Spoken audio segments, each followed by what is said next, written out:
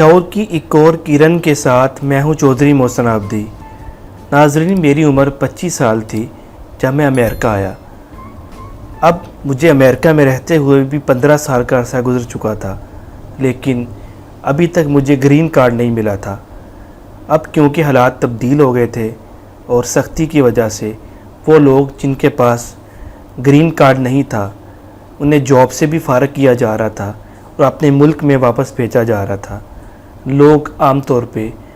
اپنی جاب کو سیکیور کرنے کے لیے پیپر میرج کرتے ہیں، اسپیشلی وہ لوگ جس کو بہتر جانتے ہیں جو کسی دوسرے ملک میں جاتے ہیں اور وہاں پہ رہتے ہیں، تو انہیں یہ مسائل کا سامنا اکثر کرنا پڑتا ہے۔ لیکن مسائل یہ تھے کہ وہ خواتین جن سے پیپر میرج کی جاتی تھی کچھ وقت کے بعد، کیونکہ 1 سال کا عرصہ اس پیپر میرج میں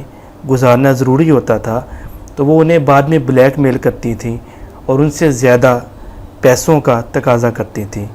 اور یہ مسائل بہت عام تھے جس سے میں بہت ڈرا ہوا تھا۔ ایک دن میں امام مسجد کے پاس گیا اور انہیں اپنی خواہش کا اظہار کیا کہ میں زیادہ وقت شاید امریکہ نہ رہ سکوں کیونکہ میرے پاس گرین کارڈ نہیں ہے، اور گرین کارڈ کے لیے مجھے پیپر میرج یا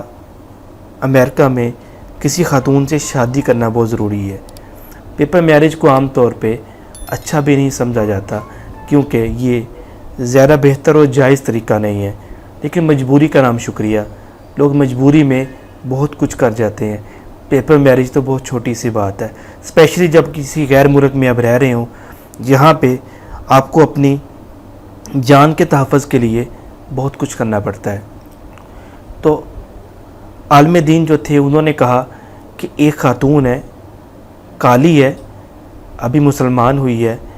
گھر والوں نے اسے نکال دیا ہے کیونکہ وہ عیسائی تھے، اور وہ ایک مسجد کے قریب ہی گھر میں ایک فلیٹ، ایک کمرہ لے کے رینٹ پہ رہ رہی ہے۔ اگر آپ مناسب سمجھیں تو میں آپ کی شادی اس خاتون سے کروا دیتا ہوں۔ میں خود مجبور تھا اور حالات کا مارا ہوا تھا، اتنے پاس پیسے بھی نہیں تھے کہ پیپر میرج کر سکتا،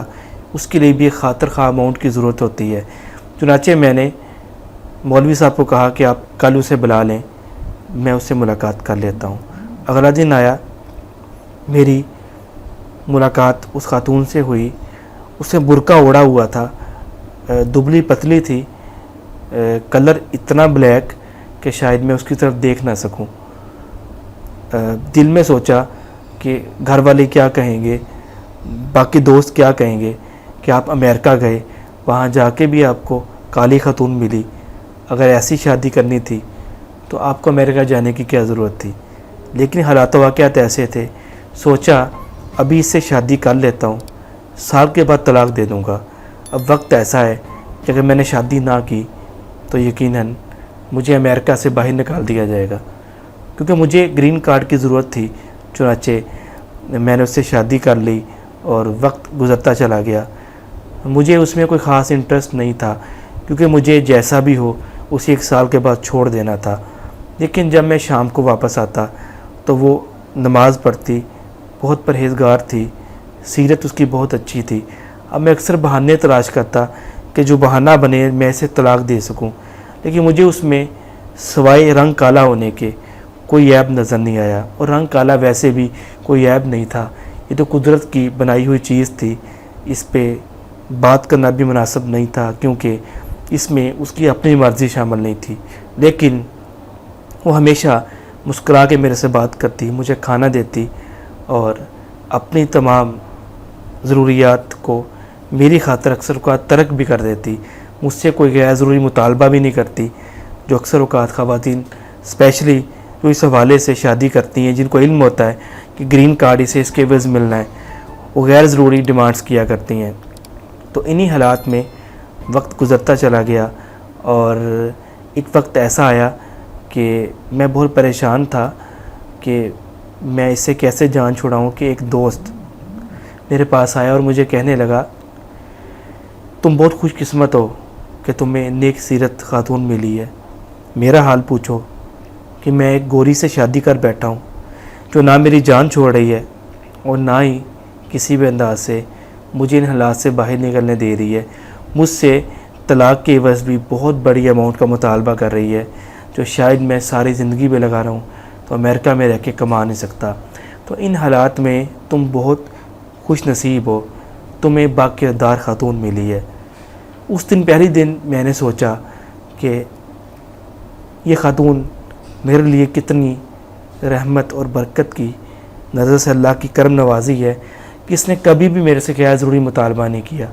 تو میں نے اسی دوران میں میری جاب بھی جاتی رہی اور مجھے 2 ماہ گھر فارغ رہنا پڑا۔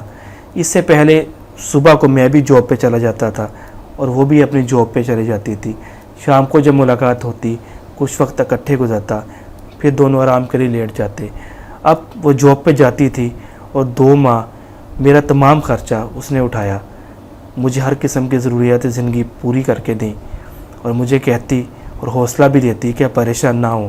اللہ کرم کرے گا اور ہمارے دن دوبارہ بدل جائیں گے۔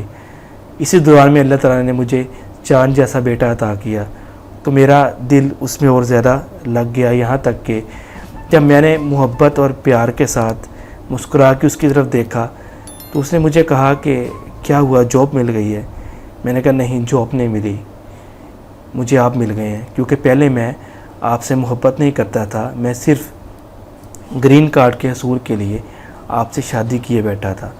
اب میں آپ کے ساتھ ساری زندگی گزاروں گا۔ اسی دوران میں پاکستان جانے کا فیصلہ کیا اور اپنی بیوی کو ساتھ لے کے جب پاکستان گیا تو وہاں پہ وہی حالات تھے، کسی نے بھی اسے ایکسیپٹ نہ کیا، اور سب نے یہ کہا کہ یہاں تک کہ کچھ نے کہا کہ اتنی کالی ہے، اس کو برقع پہننے کی کیا ضرورت ہے، اس کی طرف کون کوئی دیکھتا ہے۔ لیکن مجھے اس کی قدر کا احساس تھا، مجھے اس کی محبت کا احساس تھا۔ کالا یا گورا ہونا تو قدرت کی عطا کرتا چیزیں ہیں، اس میں انسان کا اختیار نہیں ہے، لیکن محبت واحد ایسی چیز ہے جو انسان کو ایک دوسرے کے قریب کرتی ہے، اور انسان کا لفظ بھی محبت انس سے نکلا ہے، اور انس کا معنی ہی محبت ہوتا ہے۔ لیکن وقت بدل چکا تھا، جب میں پاکستان سے واپس امریکہ گیا اور وہ میرے ساتھ تھی، میں نے فیصلہ کیا کہ اب ساری زندگی اس کے ساتھ گزاروں گا۔ اللہ تعالیٰ نے مجھے اولاد بھی عطا کی، محبت بھی عطا کی، مجھے باکمال شخصیات میں سے ایک ایسی شخصیت عطا کی جس نے میری اولاد کی تربیت بھی کی اور مجھے اللہ تک پہنچانے میں کردار بھی ادا کیا۔ آج کی شعور کی کرن میں آپ سے جو شیئر کرنا چاہتے ہیں وہ یہی ہے کہ ہمیں اللہ تعالیٰ کی بنائی ہوئی ہر چیز پر ہمیشہ اس چیز پہ گفتگو نہیں کرنی چاہیے جس میں اس کا اختیار نہیں،